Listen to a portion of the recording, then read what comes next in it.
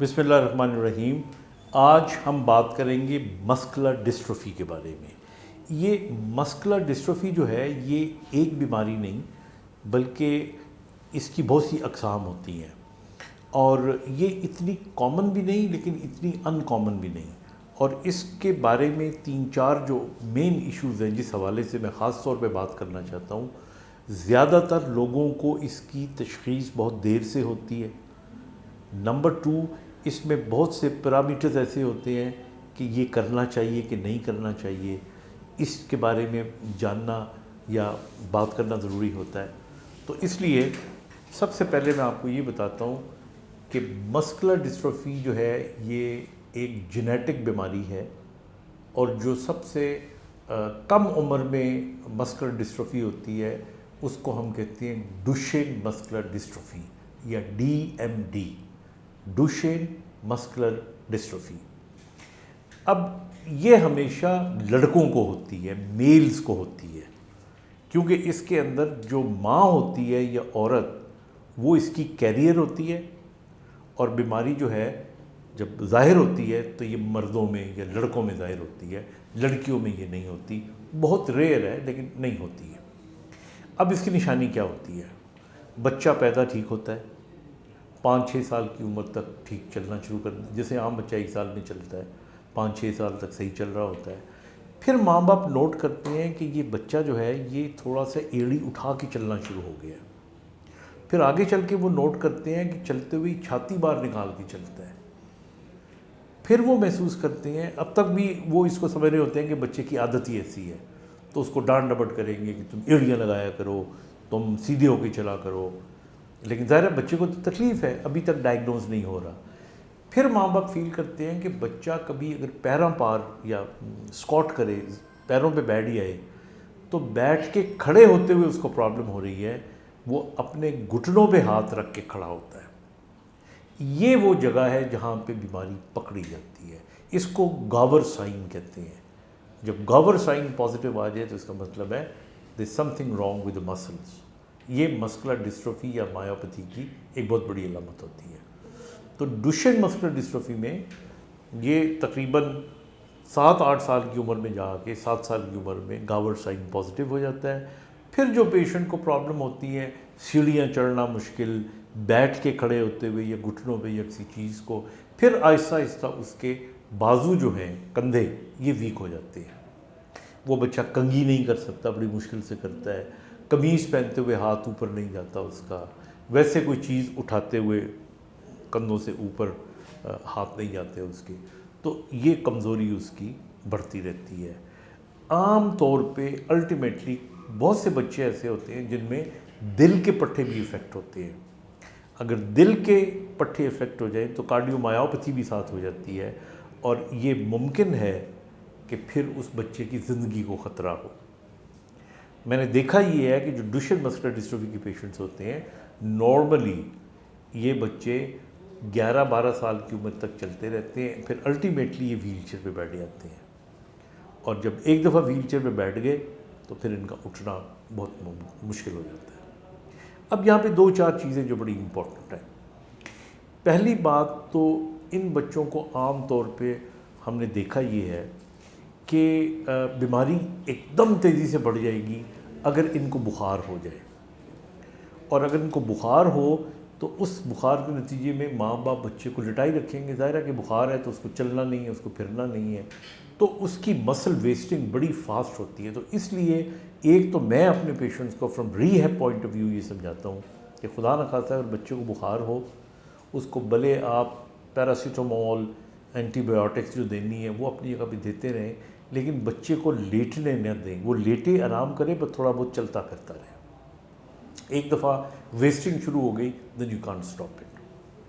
دوسری بات اس کے اندر جو بڑی اہم ہے وہ یہ ہے کہ بہت سے ہمارے پروفیشنلز اور ماں باپ اور سیانے وہ کہتے ہیں کہ جی آپ اس کے اندر جتنی ایکسرسائز زیادہ کریں گے آپ کے پٹھے مضبوط ہوں گے۔ نو، ڈوشین مسکولر ڈسٹروفی میں اور مسکولر ڈسٹروفیز میں ان جنرل ایکسرسائز بہت کم کرنی چاہیے۔ اتنی کرنی چاہیے کہ کانٹریکچر نہ بنے، جوڑ جڑ نہ جائیں، اور آئسومیٹرک ایکسرسائزز یعنی ویٹ اٹھائے بغیر نان ویٹ بیئرنگ ایکسرسائزز کرنی چاہیے، کیونکہ یہ جو پٹھے ہیں بچوں کے یہ کاغذی ہوتے ہیں، اور ان پہ اگر ضرورت سے زیادہ زور پڑے گا تو یہ کاغذ جلدی یا کاغذی پٹھے ٹوٹ جائیں گے. تو اس لحاظ سے یہ سچ. تیسری چیز اس کے اندر بہت ہی جو کامن میں نے دیکھی ہے وہ یہ ہے کہ جب بچے ایڑی اٹھا کے چلتے ہیں تو ماں باپ بیماری کا ان کو شاید ادراک نہیں ہوتا، ان کو یہ پریشانی ہوتی ہے کہ ایڑیاں اٹھا کے کیوں چل رہا ہے. اب ایڑیاں اٹھا کے چلنے کی اور بھی بہت سی بیماریاں ہیں، جن میں فریڈرکس ایٹیکسیا ہے، اسپاسٹک پیراپریسس ہے، یہ بہت سی میڈیکل بیماریوں کے نام ہیں. تو وہ جا کے آرتھوپیڈک سرجن کے پاس یا ڈاکٹرز کے پاس کہ جی ادی اڈی تھلے لگنی چاہیے، اور کئی دفعہ وہ آپریٹ بھی ہو جاتے ہیں وچ از ویری. یہ کمپنسیٹری ڈیفارمٹی ہے. یہ کچھ ہمارے اندر ڈیفارمٹیز ایسی آ جاتی ہیں جو کمپنسیٹ ہو رہی ہوتی ہیں. میں چھوٹی سی مثال دیتا ہوں. اب دیکھیں آپ اگر عام آدمی عام رستے پہ چلے تو آرام سے چلتا ہے، وہی آدمی جب کسی زمینوں میں چلا جائے اور کسی بننے کے اوپر چل رہا ہو تو وہ اپنے آپ کو بیلنس کر کے یوں چلتا ہے. یہ کمپنسیٹری موومنٹس ہوتی ہیں. تو یہ بچے جن کی ویکنس ہوتی ہے کوڈیسیپس کی، کمر کے پٹھوں کی، یہ جب چلتے ہیں تو اس کو کمپنسیٹ کرنے کے لیے وہ ایڑی اٹھاتے ہیں اور پیٹ باہر نکالتے ہیں. اس لیے یہ سرجری نہیں ہونی چاہیے. ایک اور بڑا امپورٹنٹ ہے کہ بہت سارے جو لوگ ہیں وہ یہ کہتے ہیں کہ ان بچوں کو پیٹ باہر نکل رہا ہے بیلٹ لگا دو. کبھی نہیں لگانی چاہیے. بیلٹ لگانے سے ان کے پیراسپائنل پٹھے کمر کے اور جلدی ویک ہو جاتے ہیں. جب بھی کسی پٹھے کو آپ باندھو گے، بھلے اس کو پی او پی لگاؤ، پلسٹر لگاؤ یا اس کو بیلٹ لگاؤ، پٹھا کمزور ہونا شروع ہو جائے گا. So that again is not advisable. پھر کئی بچے جو ہے ان کے پیرنٹس کو کہا جاتا ہے کہ جی ان کو آپ جو ہے مالش کرے بہت زیادہ، تو مالش نہیں کرنی چاہیے ان کو. بس موٹے موٹے پرنسپل آپ نے یاد رکھنے ہیں. اگر بچہ ڈوشن مسکولر ڈسٹروفی کا شکار ہے جو میں نے بات بتائی ہے، تو اس کے اندر اس کو بخار پرومپٹلی علاج کریں. کسی بریس کی ضرورت نہیں ہے، اسپیشل جوتے کی ضرورت نہیں ہے، بیلٹ باندھنے کی ضرورت نہیں ہے، سرجری کی ضرورت نہیں ہے. اس کو نمبر 1 موٹا نہ ہونے دیں. کم کھلائیں اور پروٹین ڈائٹ اچھی ہونی چاہیے. موٹا ہوگا تو بیماری جلدی بڑھے گی. دوسری چیز، اس کے سر پہ سوار نہ کریں بیماری کو. ہر وقت اس کے سامنے بیماری اور ڈاکٹروں کی باتیں نہ کریں. لیٹ ہم لیو. جو ہونا ہے وہ تو ہونا ہے. اس کی ایجوکیشن پہ بہت زیادہ توجہ نہ دیں. عجیب سی بات کر رہا ہوں میں، لیکن ڈوشن مسکولر ڈسٹروفی میں اللہ تعالیٰ زندگی دے بہت کہ جی نہیں اسکول جانا ہے وقت پہ اور مس نہیں کرنا. نہیں، اگر بچے کے لیے ڈسکمفرٹ ہو رہی ہے تو گھر پہ پڑھائیں اس کو. پھر اس بچے کے لیے ریکریشنل تھیراپی، اگر مثال کے طور پہ وہ بچہ، کیونکہ ہاتھ ان کے صحیح کام کر رہے ہوتے ہیں، اگر انہوں نے کوئی ویڈیو گیمز کھیلنی ہے پلیز کھیلنے دیں. ان کی پسند کا کھانا کھانا ہے تو کھانے دیں ان کو. ہاں موٹاپے والے نہیں، اس کے علاوہ آپ ان کو جو ایکٹیویٹیز ہیں وہ کرنے دیں. کیونکہ دے گو انٹو ڈپریشن. انہوں نے کتنا ٹھیک ہونا ہے اس کی پروگنوسس میں نے بتا دی ہے. کیونکہ الٹیمیٹلی ڈوشن مسکولر ڈسٹروفی والے they have to be on wheelchair. تو ان کو اتنا کریں کہ وہ اذیت میں آ کے جلدی ڈیٹوریٹ نہ ہو جائے. تو یہ چند ایک چیزیں جو ہیں یہ ہیں ڈوشن مسکولر ڈسٹروفی کی. مسکولر ڈسٹروفی میں پھر باقی قسمیں ہیں جو جیسے میں نے کہا جو ڈوشن ہے یہ 4 5 6 سال کی عمر میں شروع ہوتی ہے اور 12 سال کی عمر تک بندہ ویل چیئر پہ آیا ہے. دوسری بیکر ہے. Baker BECER baker. یہ جو ہے عام طور پہ 15 16 سال کی عمر میں 19 سال کی عمر میں شروع ہوتی ہے. علامتیں وہی ہوتی ہیں کہ بچہ چلتے چلتے تھوڑا سا انسٹیبل ہوتا ہے، پیٹ باہر نکالتا ہے، تھوڑی سی ایڑی اٹھاتا ہے، بیٹھ جائے تو کھڑا ہونا مشکل ہوتا ہے، سیڑھیاں چڑھنا مشکل ہو. یہ ساری وہی علامتیں ہیں. بعد میں ہاتھ ویک ہو جاتے ہیں. لیکن ایج کا فرق ہے کہ یہ شروع ہوتی ہے جا کے 18 19 سال کی عمر میں، 20 سال کی عمر میں، تھوڑی بہت پہلے بھی ہو سکتی ہے، لیٹ بھی ہو سکتی ہے. یہ بچے بھی عام طور پہ جو ہے وہ 30 32 سال تک، بعض 35 سال تک چلتے پھرتے رہتے ہیں, but ultimately they and up on a wheel chair. اور یہ جو ویل چیئر پہ آتے ہیں اس کے لیے بھی وہی تمام ہیں کہ ان کو ایکسیسو ایکسرسائز نہیں کرنی چاہیے, ان کو موٹا نہیں ہونا چاہیے, وہ جو باتیں میں نے ڈوشنگ کے لیے بتائی ہیں وہی ہیں. ان کو بریس نہیں لگنی چاہیے, بیلٹ نہیں لگنی چاہیے, سرجری نہیں ہونی چاہیے. بس موٹے نہ ہوں, تھوڑا بہت چلتے پھرتے رہیں, مشقت والے کام نہ کریں. ان کا سٹول یا کرسی نیچی نہیں ہونی چاہیے, اونچی ہونی چاہیے. کمرہ سیڑھیوں چڑھے بغیر آنا چاہیے. بیڈ تھوڑا سا اونچا ہونا چاہیے. Every time they stand up from a sitting position with an exertion, ان کے پٹھے تھوڑے بہت ٹوٹ جاتے ہیں. تو یہ ساری کی ساری احتیاط. پھر تیسری قسم آ جاتی ہے وچ از کالڈ لم گرڈل مسکولر ڈسٹروفی. یہ عام طور پہ اس سے بھی لیٹ عمر میں شروع ہوتی ہے, اور اس کے جو پیشنٹس ہیں وہ آہستہ آہستہ کمزور ہوتے چلے جاتے ہیں. پیٹرن وہی ہوتا ہے کہ بیٹھ کے کھڑا ہونا مشکل, سیڑھی چڑھنا مشکل, اور لیکن اسی طرح ان کے بھی کندھے ویک ہو جاتے ہیں, کنگھی کرنا ایک اسٹیج پہ مشکل ہو جاتا ہے. لیکن ان کی جو لائف ایکسپیکٹنسی ہوتی ہے وہ چلتی ہے. مطلب I seen my patients in 50s and even in 60s جو کہ لم گرڈل مسل ڈسٹروفی میں ہیں. یہ ساری کی ساری جینیٹک بیماریاں ہیں. ان تمام بیماریوں کو ڈائگنوز کرنے کے لیے جو ڈوشن مسکولر ڈسٹروفی ہے, سب سے جو سادہ آسان ٹیسٹ ہے وہ سی پی کے ہے.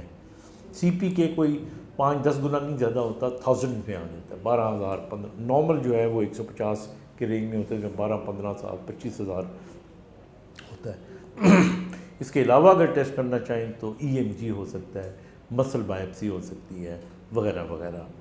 یہ جو باقی بیکر ہے اور لم گرڈل ہے اس میں سی پی کے ہو سکتا ہے ریز نہ ہو, تو اس کو پھر آپ صرف ای ایم جی کروا کے یا کلینکل کوریلیشن کر کے پتہ کر لیتے ہیں.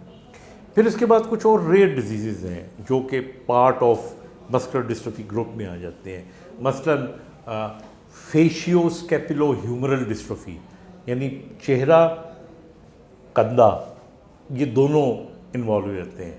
یعنی فیشیو اسکیپولل, اسکیپولا اور یہ ان کی جو کندھے ہیں یہ کمزور ہوتے ہیں اور چہرہ کمزور ہوتا ہے, اور یہ بھی چہرے کا سائز بھی ایک سائڈ سے یا دونوں سائڈ سے تنگ ہو سکتا ہے.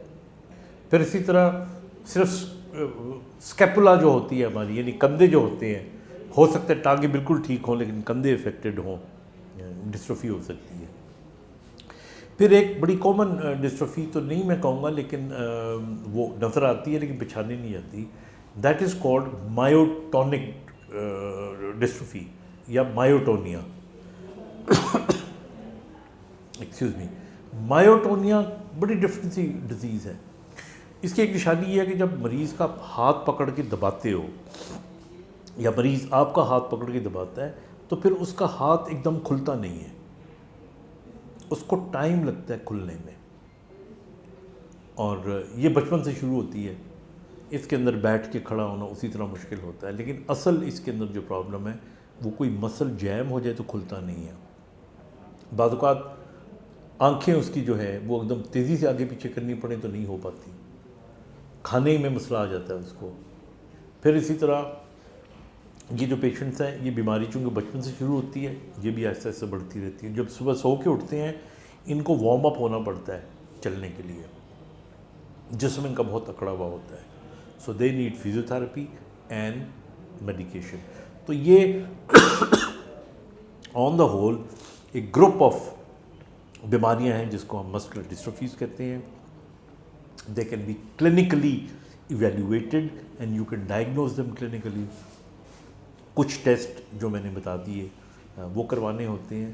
اب اس کے اندر لانگ ٹرم ریہیبلیٹیشن از دا ایم. ان تمام ڈسٹروفیز میں پہلا کلیہ ہے موٹا نہ ہونے دو, دوسرا کلیہ ہے تھوڑی تھوڑی ایکسرسائز کرتے رہو, ایگزرشن نہ کرو, تیسرا کلیہ ہے بخار چڑھے پانی کی کمی ہو یا فوراً اس کو پوری کرو آپ.